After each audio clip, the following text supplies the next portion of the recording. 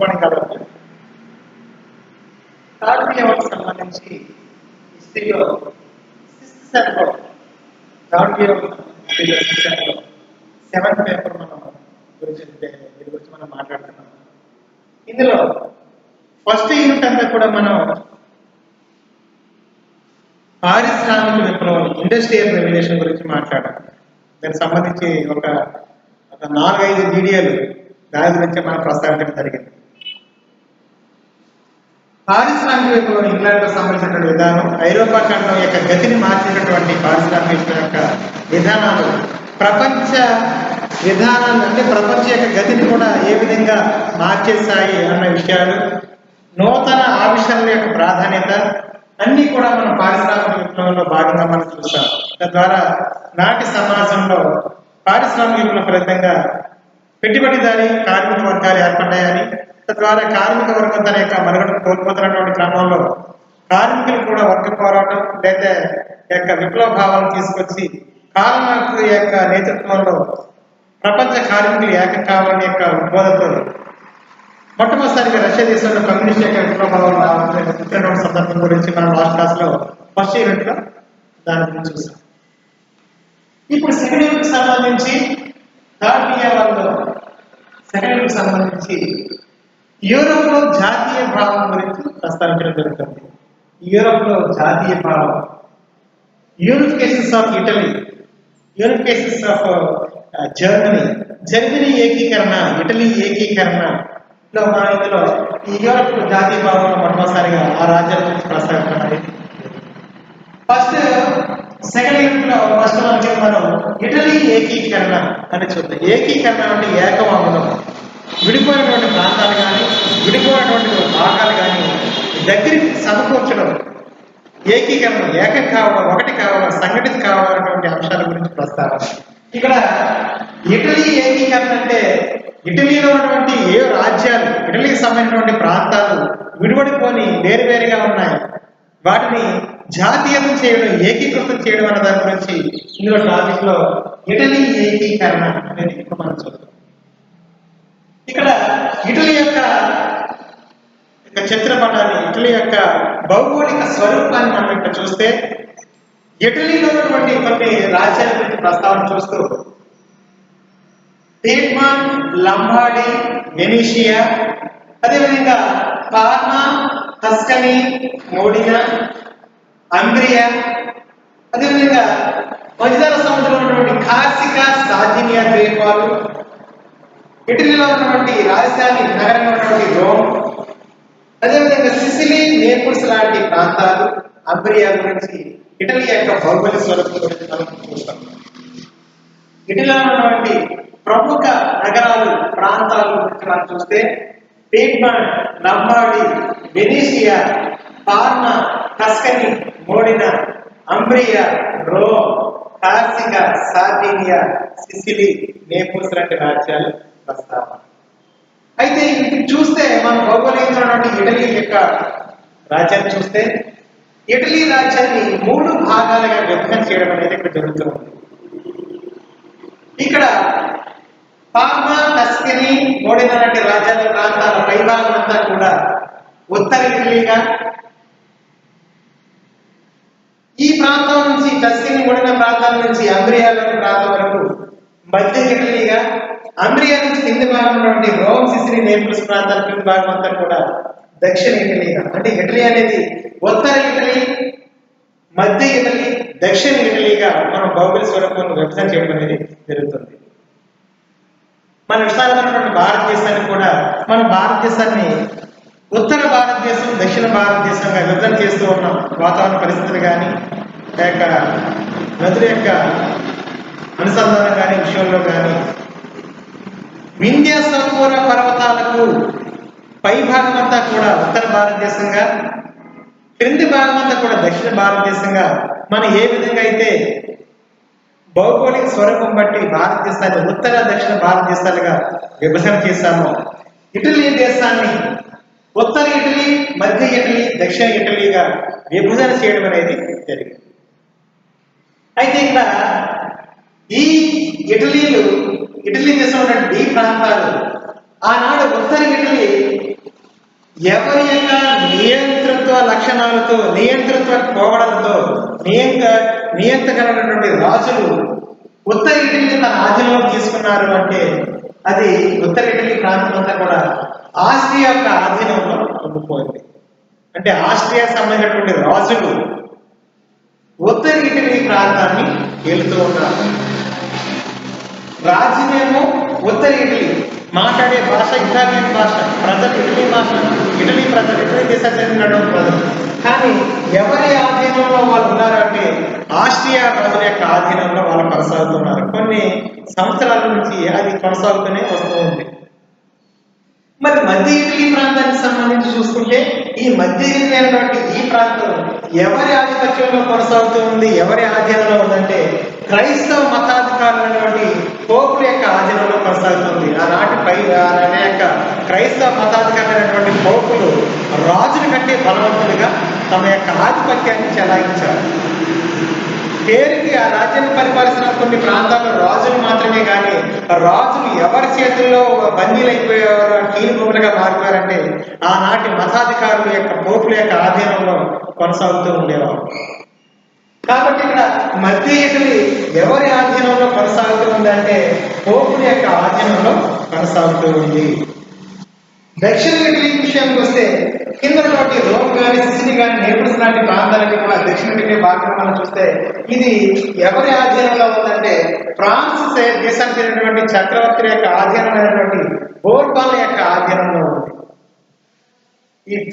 ఈ రోమ్ యొక్క ప్రాంతం ఫ్రాన్స్ ఆధీనంలోనే ఉండిపోయింది. అదేవిధంగా సిసిలీ, నేపుల్స్ లాంటి దక్షిణ ఇటలీలోని చాలా భాగాలు బోర్బాన్ల యొక్క ఆధిపత్యం కింద ఉన్నాయి. ఇక్కడ బోర్బాన్లు అంటే ఫ్రాన్స్ దేశాన్ని పరిపాలించే రాజు, వాళ్ళని బోర్బాన్లు రాజవంశీయుల్ని బోర్బాన్లు అని పిలుస్తారు. అదే ఫ్రాన్స్ దేశంలో బూర్జువాలు అంటే మధ్య తరగతి ప్రజలు అని అర్థం. బోర్బాన్లు వేరు, బూర్జువాస్ వేరు. బోర్బాన్లు అంటే ఫ్రాన్స్ దేశాన్ని పరిపాలించే రాజవంశీయుల్ని బోర్బాన్లని, ఫ్రాన్స్ దేశంలో చెందినటువంటి మధ్య తరగతి ప్రజల్ని బూర్జువాలు అని పిలుస్తారు. బోర్బాన్లు వేరు, బూర్జువాలు వేరు. బోర్బాన్లు అంటే రాజవంశీయులు, రాజవంశీయులు, ఫ్రాన్స్ దేశానికి చెందినటువంటి రాజుల్ని బోర్బాన్లు అని పిలుస్తారు. మధ్య తరగతి ప్రజల్ని బూర్జువాలు అని పిలుస్తారు. ఇక్కడ దక్షిణ ఇటలీ యొక్క ఆధీనం ఎవరి చేతిలో ఉండిపోయింది, ఎవరి ఆధీనంలో ఉండిపోయింది అంటే దక్షిణ ఇటలీ బోర్బాన్ల యొక్క వంశీయుల రాజకీయాల్లో ఉండిపోయింది అనమాట. ఈ రాజ్యాన్ని కూడా ఈ విధంగా ఉత్తర ఇటలీ, మధ్య ఇటలీ, దక్షిణ ఇటలీ.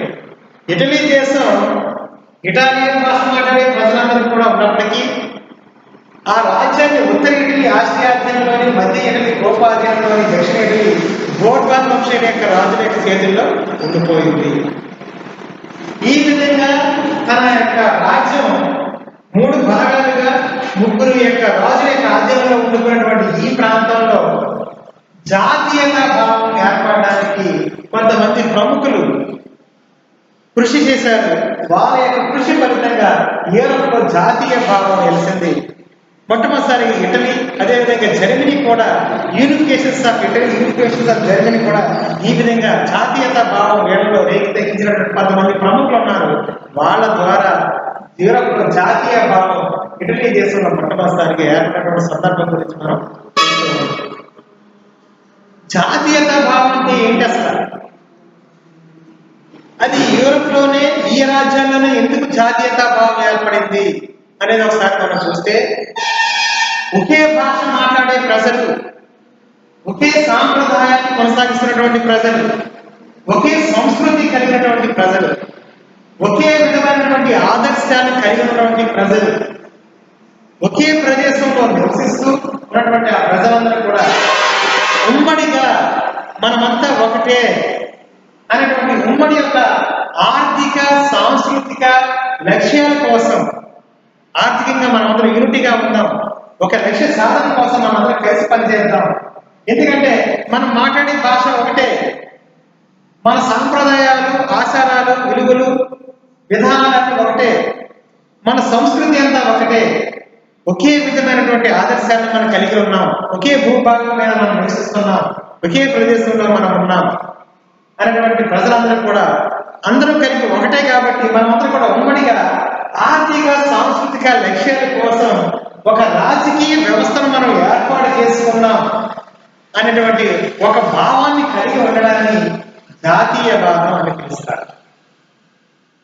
గమనించాలి, జాతీయవాదం అంటే ఒకే భాష, ఒకే సాంప్రదాయం, ఒకే సంస్కృతి, ఒకే విధమైనటువంటి ఆచార వ్యవహారాలు, ఒకే ప్రదేశంలో నివసించినటువంటి ప్రజలు ఉమ్మడిగా యూనిటీగా సంయుక్తంగా కలిసి ఆర్థిక సాంస్కృతిక లక్ష్యాల కోసం ఒక రాజకీయ వ్యవస్థను ఏర్పాటు చేసుకోవాలని భావించడాన్ని జాతీయవాదం అని అంటారు. ఇక్కడ చూడండి, ఈ జాతీయవాదానికి ఇటలీలో ఉన్నటువంటి విధానాలకు చాలా తేడా ఉంది. ఎందుకంటే ఒకే భాష మాట్లాడే ప్రజలు ఎక్కడి నుంచి పేర్మాండ్, Lambadi, వెనీసియా, పార్మా, Tuscany, మోడియా, హంగరియా, కార్సికా, Sardinia, Sicily, Naples లాంటి రోమ్ లాంటి ప్రాంతాలుగా ఉన్నటువంటి ఇటలీ దేశంలో ఒకే భాష మాట్లాడుతూ ఉంటారు. వాళ్ళ యొక్క సాంప్రదాయ పద్ధతులు ఒకే విధమైనవి, ఒకే సంస్కృతి కలిగినటువంటి విధానం, ఒకే ఆచార సాంప్రదాయాలు కలిగి ఇదంతా కూడా ఒక దేశంగా ఉన్నటువంటి వీళ్ళలో 3 భాగాలుగా 3 రాజ్యాలు చెందినటువంటి రాజులు ఇటలీని 3 భాగాలు చేసేస్తారు. ఉత్తర ఇటలీ, మధ్య ఇటలీ, దక్షిణ ఇటలీ అని 3 భాగాలుగా విభజన జరిగింది. మరి ఈ 3 భాగాలు ఉన్నటువంటి వీళ్ళు మాట్లాడే భాష ఒకటే, సాంప్రదాయం ఒకటే, కానీ వేరే రాజుల యొక్క ఆధీనంలో ఉండిపోయింది. కాబట్టి వీళ్ళు ఏం చేశారు, తర్వాత రోజుల్లో మేమంతా కూడా ఒకే భాష మాట్లాడే ప్రజలు కాబట్టి మీరు యొక్క ఆధీనంలో ఉన్న ప్రాంతాల నుంచి మీరు విడిపడిపోయితే మా దేశాన్ని మేము పరిపాలించుకుంటామనే ఉద్దేశంతో వీళ్ళలో రాజకీయ వ్యవస్థను ఏర్పాటు చేసుకోవాలనే ఉద్దేశంతో జాతీయవాదాన్ని పెంపొందించి వేసుకున్నారు. ఈ విధంగా ఇటలీ దేశంలో ఈ యొక్క రాజకీయ వ్యవస్థను ఐక్యతను సాధించడానికి జాతీయవాదాన్ని తీసుకున్నటువంటి ప్రముఖ వ్యక్తులు, ఇటలీకి ప్రముఖమైనటువంటి వ్యక్తులు ఎవరంటే మంజోని, కర్డసి, బార్బో అనేటువంటి ఈ 3 యొక్క నేతృత్వంలో జాతీయత భావాలు ఏర్పడడానికి ఇటలీలో ప్రధాన కారణం. నాటి ఇటలీ దేశంలో జాతీయత భావం ఇంకా ఉంది. ఎంతమంది రాజులు ఇటలీ దేశాన్ని పరిపాలిస్తున్నప్పటికీ మేమందరం మాట్లాడే ఇటాలియన్ భాష కానీ మా యొక్క ఆచార సాంప్రదాయాల సంస్కృతి ఒక్కటే. మేము ఎప్పటికైనా సరే జాతీయత భావంతో ఒకటి కాగలమనేటువంటి విధానాన్ని ఇటలీ ప్రజలకు నూరు పోసినటువంటి విధానం, జాతీయత భావం ఇంకా మాలో ఉంది అని తెలియజేసినటువంటి వ్యక్తులు ఎవరు అంటే ఇటాలియన్ ప్రజల్లో ఒక విప్లవ ఉద్యమాన్ని నూరుకోవడానికి కారకుడు ఎవరు అంటే ఇటలీకి ప్రముఖమైనటువంటి వ్యక్తులు మంజోని, కర్డసి, బార్బో అనేటువంటి వ్యక్తులు. ఎవరి మంజోని ఎవరంటే నాటి ఇటలీ దేశంలో ఉన్నటువంటి నిరంకుశత్వాన్ని వ్యతిరేకిస్తూ నాటి ఇటలీ దేశాన్ని పరిపాలిస్తున్నటువంటి రాష్ట్రీయ ఆధీనంలో ఉన్నటువంటి ఇటలీ కానీ, పోపుల ఆధీనంలో ఉన్నటువంటి ఇటలీ కానీ, బోర్బాన్ల ఆధీనంలో ఉన్నటువంటి ఇటలీ కానీ, ఇటలీ అంటే ఒకటే, ఇటలీ దేశం ఒకటే. కానీ ఇటలీని ఉత్తర ఇటలీ, మధ్య ఇటలీ, దక్షిణ ఇటలీగా విభజన చేసినటువంటి రాజులు, ఆయా ప్రాంతాలను పరిపాలిస్తున్నటువంటి రాజుల యొక్క నిరంకుశత్వాన్ని వ్యతిరేకిస్తూ మంజోని అనేటువంటి వ్యక్తి నవలను రాస్తూ ఇటలీ దేశంలో జాతీయత భావం ఇంకా ఉంది, మేమంతా ఎప్పటికైనా సరే యూనిటీగా ప్రజల్ని చేయగలం అనేటువంటి ఒక విధానాన్ని నవలను రాయడం ద్వారా ప్రజల్లో జాతీయ భావాన్ని తీసుకున్నటువంటి ప్రముఖ వ్యక్తి మంజోని. అదేవిధంగా మంజోనితో పాటుగా కర్డసి అనేటువంటి మరొక ప్రముఖ రచయిత, విప్లవవాది అయినటువంటి ఈ కర్డసి కూడా ఏమని తెలియజేశారంటే నాటి మత యొక్క ప్రాధాన్యతను ధిక్కరించి, మత విధానాలను ఎదురైనటువంటి మత విధానాలను ధిక్కరించి, మత విధానం ద్వారా కొనసాగుతున్నటువంటి ఈ నిరంకుశ రాజ్య వ్యతిరేకాన్ని కొనసాగిస్తూ రిపబ్లిక్ సమర్థించడం ద్వారా కర్డసి ఇటలీలో విప్లవ భావాలను ప్రోత్సహించినటువంటి వ్యక్తి. అందువల్ల ఇతని ఇటలీ కవిగా పేరు పొందారు. ఇటలీ దేశంలో ఇటలీ కవిగా పేరు పొందిన వాడు కర్డసి. మత ప్రాధాన్యతను, నాటి కాలంలో ఉన్నటువంటి క్రైస్తవ మత విధానాలను, పోపుల యొక్క ఆధీనంలో ఉన్నటువంటి విధానాలను, మత ప్రాధాన్యతను రాజ్య పరిపాలన చేసే విధానాన్ని నిరంకుశ గురించి రిపబ్లిక్ సమర్థించినటువంటి ప్రముఖ వ్యక్తి, ప్రముఖ రచయిత కరటసి. ఈ కరటసిని ఇటలీ కన్యగా పిలుస్తారు. ఇటలీ దేశంలో మరొక ప్రముఖమైనటువంటి జాతీయత భావన తీసుకున్నటువంటి మరొక ప్రముఖ కవి బాల్బో.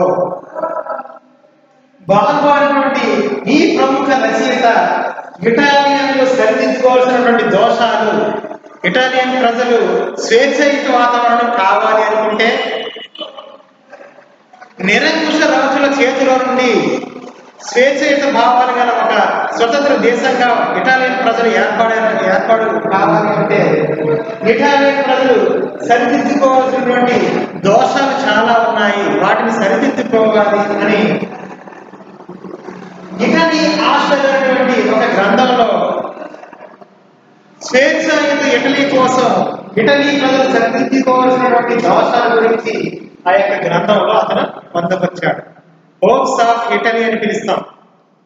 హోప్స్ ఆఫ్ ఇటలీ, హోప్స్ అంటే ఆశలు, ఇటలీ ఆశలు. హోప్స్ ఆఫ్ ఇటలీ అనేటువంటి ఆ గ్రంథంలో ఇటలీ ఆశలు అనేటువంటి యొక్క పేరుతో ఒక గ్రంథాన్ని ప్రచురించి ఇటాలియన్ ప్రజలు సరిదిద్దుకోవాల్సినటువంటి దోషాల గురించి, స్వేచ్ఛయుత వాతావరణాన్ని పొందాలి అంటే ఇటాలియన్ ప్రజలు కొన్ని దోషాలు సరిదిద్దుకోవాలనే విషయం గురించి హోప్స్ ఆఫ్ ఇటలీ అనేటువంటి గ్రంథంలో బాల్బో అనేటువంటి ఈ రచయిత తెలియజేశారు.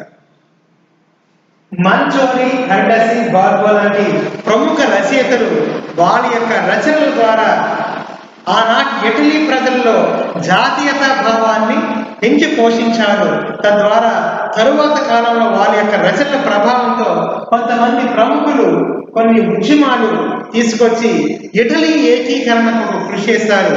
ఆ ఇటలీ ఏకీకరణకు కృషి చేసినటువంటి ప్రముఖ వ్యక్తుల్లో జోసెఫ్ మాజరీ,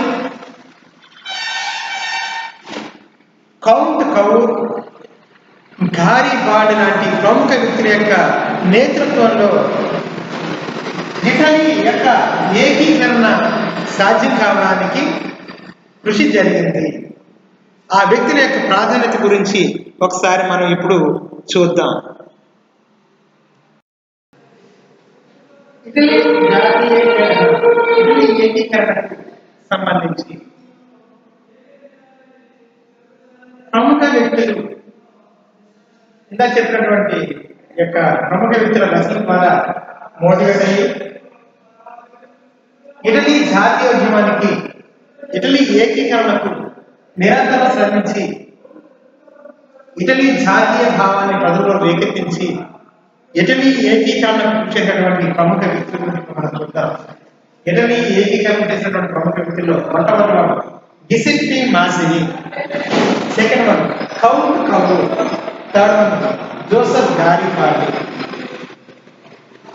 వీటి గురించి దాంట్లో మొట్టమొదటి పర్సెంట్ మనం గిసెప్పి మాజిని చూస్తాం.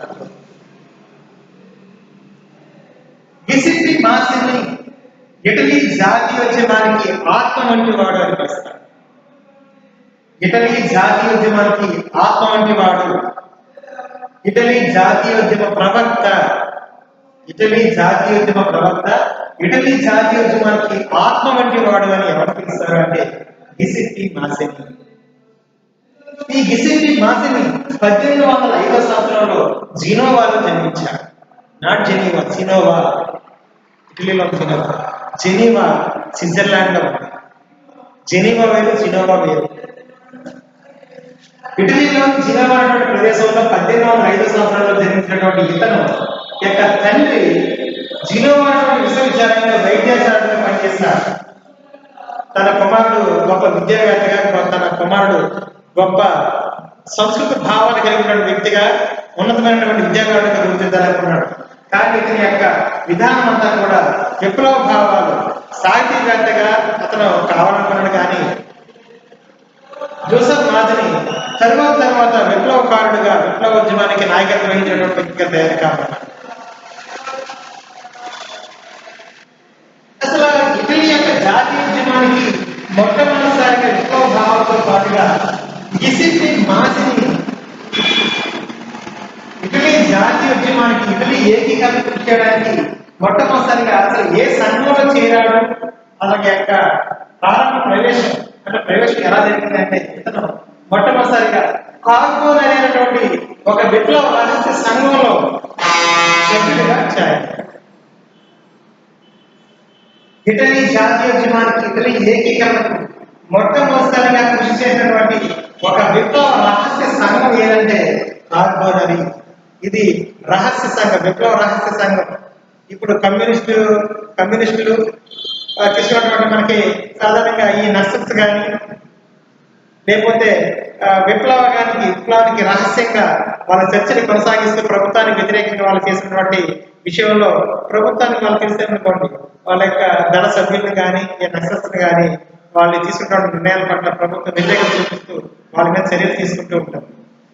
ఇక్కడ కూడా ఆనాటి ప్రభుత్వానికి, ఆనాటి నిరంకుశ విధానాలకి ఆపోజిట్ గా కార్బోనరీ అనేది ఇటలీలో ఒక విప్లవ రహస్య సంఘంగా ఏర్పడి జాతీయతా భావం వచ్చేటటువంటి ఒక విప్లవ సంఘమే కార్బోనరీ.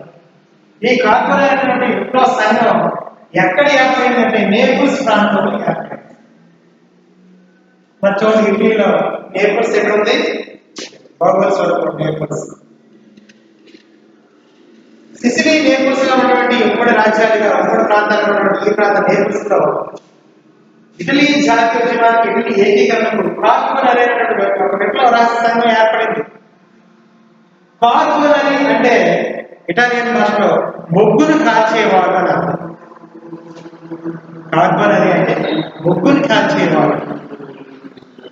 బొగ్గును కాల్చేవాడు అని అర్థం ఉన్నటువంటి దీని యొక్క భావం ఏంటంటే అచేతనంగా పడినటువంటి ఒక వ్యర్థంగా ఉపయోగం లేనటువంటి దానిగా బొగ్గుగా కాల్చినటువంటి ఒక వ్యర్థంగా ఉన్నటువంటి బొగ్గును మండించడం ద్వారా, అంటే వాళ్ళలో విప్లవ భావాలను రేకెత్తించడం ద్వారా, అంటే అచేతనంగా ఉన్నటువంటి బొగ్గు అంటే విప్లవ భావాలు లేని యొక్క రాజుల చేతిలో లేదా నిరంకుశ ప్రజల యొక్క రాజుల చేతిలో నలిగిపోయినటువంటి ఈ ప్రజలు, అచేతనంగా పడినటువంటి ఈ ప్రజల్లో అచేతనంగా ఉన్నటువంటి బొగ్గు అంటే బొగ్గుని ప్రజలతో పోల్చాడు. అచేతనంగా ఉన్నటువంటి ఈ ప్రజలు, అచేతనంగా ఉన్నటువంటి ఈ బొగ్గును మండించడం ద్వారా, ఆ ప్రజల్లో విప్లవ భావాలను రేకెత్తించడం ద్వారా కనకనలాడే వాళ్ళ యొక్క విధానంలో విప్లవ భావాలను రేకెత్తించి కనకనలాడే ఆ విధానం చెప్తే దాని యొక్క పదం గురించి చెప్తున్నాడు. కనకనలాడే యొక్క వాళ్ళలో విప్లవ భావం రేకెత్తించి విప్లవ భావాలను ప్రయత్నించడానికి కార్బోనరీ అనే అర్థం వచ్చే విధంగా దాన్ని ఉపయోగించారు. ఇటాలియన్ భాషలో కార్బోనరీ అంటే బొగ్గును కాల్చేవారు, అంటే ప్రజల్లో విప్లవ భావాలు రేకెత్తించేవారు. ఆ విధంగా ఇటాలియన్లో ఇటలీ ప్రజల్లో ఈ యొక్క విప్లవ భావం రేకెత్తించే కార్బోనరీ అనే విప్లవ రహస్య సంఘంలో గిసిప్పి మాదిరి కూడా సభ్యత్వం తీసుకున్నాడు. మొట్టమొదటిసారిగా ఇటలీ ఏకీకరణ కోసం కార్బోనరీ అనే విప్లవ సంఘంలో జాయిన్ అయ్యారు. ఇతని యొక్క విప్లవ సంఘంలో, కార్బోనరీ యొక్క విప్లవ సంఘంలో ఇతను ఉండడం వల్ల ఇతను ప్రభుత్వానికి ఇతను దొరికిపోవడం వల్ల ఇతని బందీ చేయడం జరిగింది. ఎప్పుడైతే కార్బోనరీ అనే విప్లవ సంఘంలో సభ్యత్వం తీసుకున్నాడో ఇతను ప్రభుత్వానికి బందీ అయితే ప్రభుత్వానికి దొరికిపోయాడో ఇతను సవాన జైల్లో ఇంచుమించు 6 నెలల పాటు దుర్భరమైన జీవితాన్ని గడిపాడు. ఎందుకంటే ప్రభుత్వ కార్యకలాపాలను చేపట్టే ఒక రహస్య విప్లవ సంఘం కాబట్టి, అది ప్రభుత్వం నిషేధించబడినటువంటి ఒక సంఘం కాబట్టి, ఆ సంఘంలో సభ్యుడు కావడం వల్ల గిసిప్పి మాసిని ప్రభుత్వానికి దొరికిపోవడం వల్ల, కార్బోనరీలో సభ్యత్వం ఉండి ప్రభుత్వానికి దొరికిపోవడం వల్ల సవాన జైల్లో ఇంచుమించు 6 నెలల పాటు దుర్భరమైన జీవితాన్ని గడిపాడు. ఈ సవాన జైల్లో దూరంగా ఉన్నటువంటి ఆకాశాన్ని, అదేవిధంగా దూరంగా ఉన్నటువంటి సముద్రాన్ని, ఆకాశాన్ని చూస్తూ తనలో యొక్క నూతనమైనటువంటి మార్పుకు నాంది పలికినటువంటి సందర్భం మనకు తెలుస్తుంది. అంటే దూరంగా ఉన్నటువంటి యొక్క సముద్రాన్ని, ఆకాశాన్ని చూస్తూ తన యొక్క భావాలను సవానా జైల్లో దుర్భరమైన జీవితంలో గడుపుతూ తన యొక్క విప్లవ భావాలకు నూతన మార్గాన్వేషణ చేయడం అనేది జరిగిందనమాట. ఈ యొక్క కార్బనరీ సభ్యత్వం వల్ల దుర్భరమైన జీవితాన్ని గడిపినటువంటి అనంతరం ఇతను జైలు నుండి విడుదలైనటువంటి తర్వాత ఇతను ఓన్గా ఇటలీ ఏకీకరణ, ఇటలీలో జాతీయ భావాన్ని తీసుకురావడం కోసం, ఇటలీ ప్రజల్లో ఒక జాతీయ ఉద్బోధ చేయడం కోసం 1831 సంవత్సరంలో యంగ్ ఇటలీ అనేటువంటి ఒక సంఘాన్ని ఏర్పాటు చేస్తారు. ఇది ఇంతకు ముందులాగా ఉన్నటువంటి విప్లవ రహస్య సంఘం కాదు, రహస్య సంఘమే, విప్లవ సంఘమే కానీ రహస్యంగా కార్యకలాపాలు చేసే మావోయిస్టులు కానీ లేకపోతే ఈ యొక్క నక్సల్స్ కానీ ప్రభుత్వానికి వ్యతిరేకంగా రహస్య సంఘాలు ఏర్పాటు చేసుకొని కార్యకలాపాలు చేపట్టే ఒక విధానం లాంటిది కాదు. ఒక రహస్య విప్లవ సంఘం అంటే ఈ కార్పొనరీ లాంటి విప్లవ సంఘం. అందులో అతను ఒక సభ్యత్వం తీసుకొని ప్రభుత్వాన్ని దొరికిపోయాడు కాబట్టి ఇక అలాంటి విధానాలు కాకుండా ఇతను ఓన్గా 1831 సంవత్సరంలో యంగ్ ఇటలీ అనేటువంటి ఒక విప్లవ సంఘాన్ని ఏర్పాటు చేశాడు. ఏంటి విప్లవ సంఘం యొక్క విధానం ఏంటంటే తన ప్రభుత్వ యొక్క విధానాలను నాటి ఇటలీని ఏకీకరణ చేయాలి అనే విధానంలో ప్రభుత్వానికి తన యొక్క విన్నపాలను తెలియజేయడం కోసం, తన కార్యకలాపాలను కొనసాగించడం కోసం ఇది విప్లవ సంఘాన్ని ఏర్పాటు చేసుకున్నారు. దాని పేరే 1831 యంగ్ ఇటలీ అనేటువంటి ఒక సంఘం. ఈ యంగ్ ఇటలీ అనేటువంటి ఈ సంఘం తన యొక్క రాజ్యంలో ప్రజలకు ఎటువంటి నినాదాన్ని ఇచ్చింది అంటే దేవుడు, ఇటలీ, ప్రజలు. ఇటలీ ఏకీకరణ కోసం మనం నిరంతరం శ్రమిస్తే దేవుడు కరుణిస్తాడు. ఇటలీ అనేది ఒక రాజ్యంగా ఏకీకరణ సాధిస్తుంది. అందుకు ప్రజలు తగిన విధంగా సహకారాలు అందించాలి అనేటువంటి ఈ యొక్క నినాదంతో దేవుడు, ఇటలీ, ప్రజలు అనేటువంటి నినాదంతో యంగ్ అనేటువంటి ఒక విప్లవ సంఘాన్ని గిసిప్పి మాసిని 1831లో దీన్ని ఏర్పాటు చేయడం అనేది జరిగింది. ఈ యంగ్ అనేటువంటి ఈ సంఘంలో అతను ఏం చెప్పొచ్చాడు అంటే 40 సంవత్సరాల లోపు ఉన్నటువంటి విద్యావంతులంతా కూడా ఇటలీ ఏకీకరణకు తన వంతు పాత్రను పోషించాలి. అందుకోసం ఈ యంగ్ అనేటువంటి ఒక విప్లవ సంఘంలో విద్యావంతులు జాయిన్ కావాలి అనేటువంటి ఒక సందేశాన్ని ఎప్పుడైతే బయటకు తెలియజేయడం జరిగిందో అతి తక్కువ కాలంలోనే 40 సంవత్సరాల లోపు ఉన్నటువంటి విద్యావంతులు ఇంచుమించు 50,000 మంది సభ్యత్వం స్వీకరించారు. అంటే వీళ్ళలో ప్రజల్లో జాతీయత ఎంత ఉంటుందో ఒకసారి గమనించండి. అంటే కొన్ని వందల సంవత్సరాల లోపు, అంటే కొన్ని వందల సంవత్సరాల నుంచి ఇటలీ దేశం విదేశీయుల యొక్క చేతుల్లో, రాజుల యొక్క నిరంకుశ ప్రభుత్వాల చేతుల్లో ఇటలీ ప్రజలు మగ్గిపోతూ ఉన్నారు. కాబట్టి ఒకే భాష, ఒకే జాతీయత, ఒకే సంస్కృతి, ఒకే భావం, ఒకే ఆచార సాంప్రదాయాలు, ఒకే భూభాగంలో ఉన్నటువంటి ప్రజలు ఉమ్మడిగా ఒక జాతీయతను, ఒక రాజకీయ పార్టీని ఏర్పాటు చేసుకుని ఐక్యతను సాధించి జాతీయతావాదం ద్వారా ప్రపంచ దేశాలు సరసన మేము ఒక రాజ్యంగా ఏర్పడాలని ఎప్పటి నుంచో భావిస్తున్నారు. కానీ ఆ యొక్క విప్లవ భావాలకు కొనసాగిస్తూ మొట్టమొదటిసారిగా గిసిప్పి మాసిని యొక్క ఇటలీలో స్టార్ట్ చేసినటువంటి యంగ్ ఇటలీ అనేటువంటి ఒక సంస్థలో అతి తక్కువ కాలంలోనే 40 సంవత్సరాల లోపు ఉన్నటువంటి యువత అంతా కూడా అతి తక్కువ స్వల్పకాల వ్యవధిలోనే 50,000 మంది యువత జాయిన్ కావడం అనేది జరిగింది. దీన్ని బట్టి జాతీయతా భావం ఇటలీ ప్రజల్లో ఎంత నిండుగా ఉందనేది మనం దీన్ని చూస్తే అర్థమవుతుంది. ఎప్పుడైతే ఈ యొక్క యంగ్ ఇటలీ అనేటువంటి సంస్థను స్టార్ట్ చేశాడో విప్లవ భావాలను తీసుకురావడానికి ప్రయత్నం చేయడం అనేది జరిగింది. మొట్టమొదటిసారిగా 1831 సంవత్సరంలో స్టార్ట్ చేసినటువంటి ఈ యంగ్ ఇటలీ భావంలో, దీని యొక్క ప్రయత్నంలో భాగంగా 40 సంవత్సరాల లోపు ఉన్నటువంటి యువతను ప్రోత్సహించి మొట్టమొదటిసారిగా రోమ్ ప్రాంతాన్ని ఆక్రమించడానికి రోమ్ ప్రాంతంపై దాడి చేశారు. గిసిప్పి మాసిని యొక్క నేతృత్వంలో యంగ్ ఇటలీ యొక్క సంస్థ నేతృత్వంలో ఉన్నటువంటి యువతల ద్వారా రోమ్ ప్రాంతంపై దాడి చేశారు. ఈ రోము ఎవరి ఆధీనంలో ఉంది అంటే బోర్బోన్ల రాజు చేతిలో, ఫ్రాన్స్ యొక్క ఆధీనంలో ఉంది.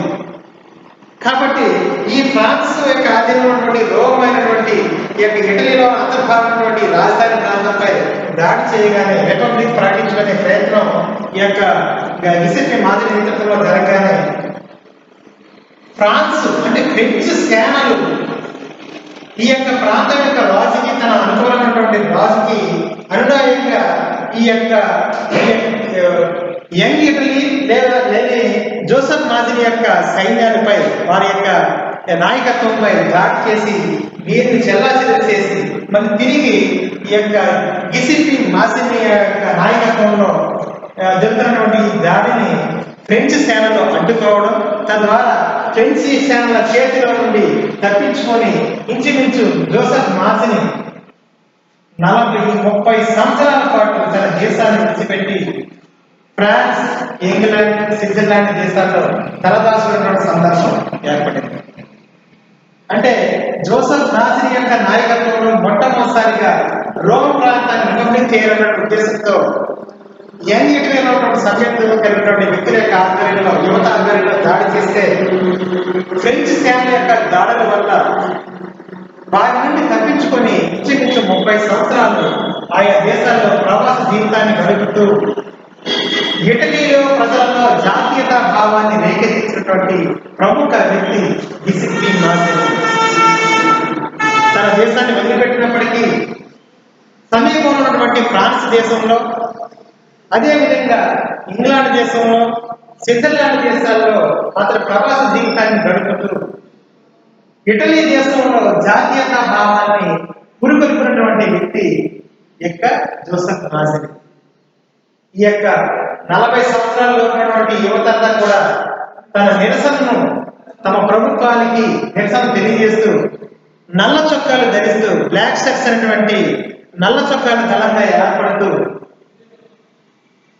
ఇటలీ ఏకీకరణకు మొట్టమొదటిసారిగా నాంది పలికి నాటి ప్రభుత్వ విధానాలను ఖండిస్తూ, నిరంకుశ విధానాలను ఖండిస్తూ రోమ్ ప్రాంతం దాడి చేసి తన యొక్క జాతీయతా భావాన్ని ఇటాలియన్ ప్రజలకు తెలియజేసి యూనిటీగా ఉండడం ద్వారా మనం ఇటలీ దేశ ప్రజలందరూ కూడా ఇటాలీని సాధించుకోగలమైనటువంటి ఒక విధానాన్ని, విప్లవ భావాలని ప్రజల చేత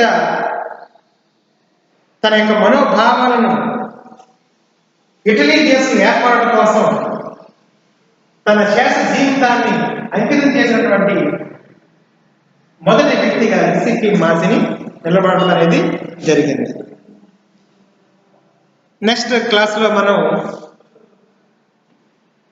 కౌంట్ గారిబాల్డి ఇటలీ జాతీయోద్యమానికి, ఇటలీ ఏకీకరణకు చేసిన సేవ అనే దాని గురించి మనం నెక్స్ట్ క్లాస్లో చూద్దాం.